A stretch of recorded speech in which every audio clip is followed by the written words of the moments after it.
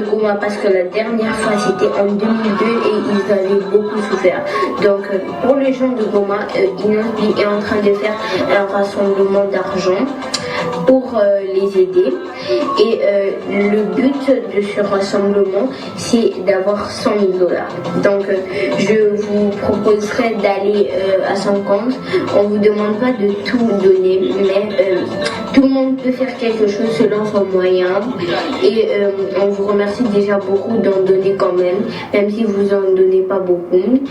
Donc merci beaucoup d'aller sur le lien et essayer de donner tout ce que vous pouvez donner.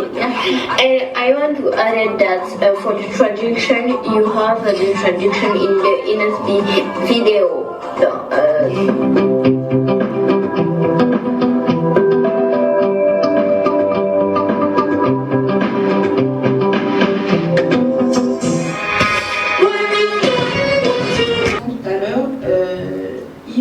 Ça veut dire si.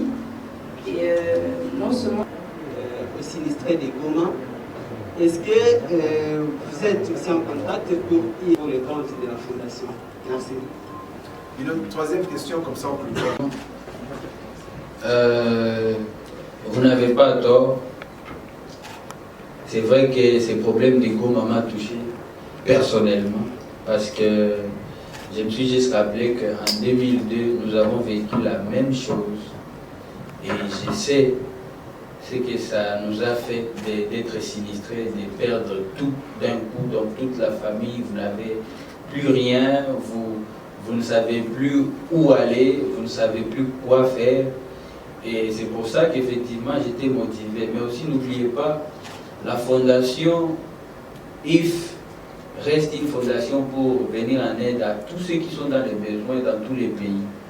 Seulement, n'oubliez pas, moi je viens de l'Est et nous tous, nous sommes témoins de la situation qui se passe chez nous à l'Est depuis toujours. Donc toute ma vie, aujourd'hui j'ai 24 ans et toute ma vie, on n'a jamais passé un jour à l'Est et on est stable du côté sécurité, du côté la nature, donc tous les problèmes qui attaquent les pays, nous sommes tous témoins que c'est à l'Est que ça se passe.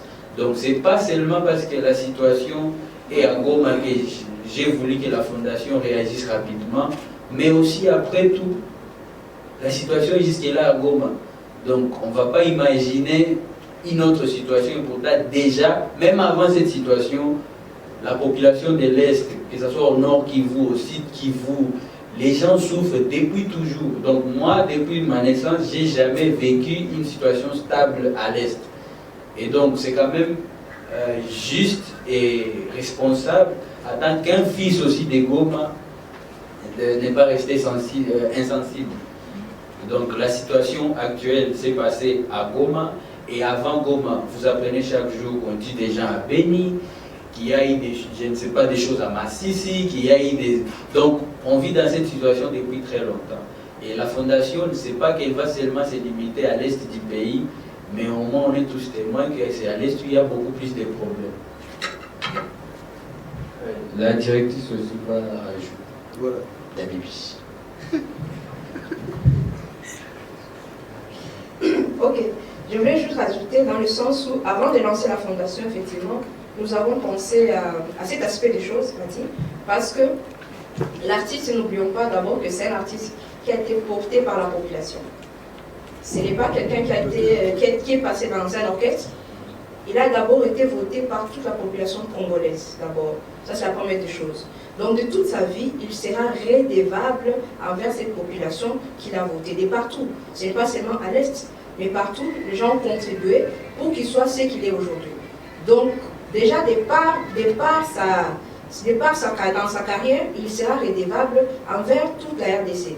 Et c'est une façon pour lui de dire merci à tous ces gens qui, depuis des années, bientôt ça va faire plus de 10 ans, je pense, ils ont vu son évolution dans sa carrière professionnelle.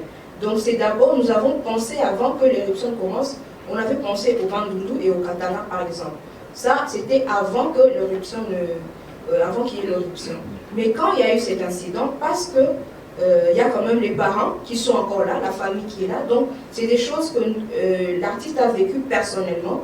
Et sachant qu'il avait déjà vécu cela en étant enfant, il pouvait aujourd'hui apporter des solutions beaucoup plus concrètes. Donc, c'est comme ça que nous avons d'abord commencé par Goma, mais n'empêche que nous allons aller dans beaucoup d'autres provinces. Et pour répondre à votre deuxième question, si ESS Goma va survivre, ça va survivre, mais seulement pour cette action. Parce que nous devons aussi faire d'autres actions, justement, en dehors de Goma. Et justement, il y a beaucoup de choses qui se passent dans notre pays. Il y a l'éducation, il y a la santé, sur lesquelles nous allons, la fondation va aller. Et rassurez-vous vraiment que ça sera une fondation pour les actions dans toute la RDC. C'est vraiment, c'est ça l'objectif. Je ne sais pas si j'ai répondu.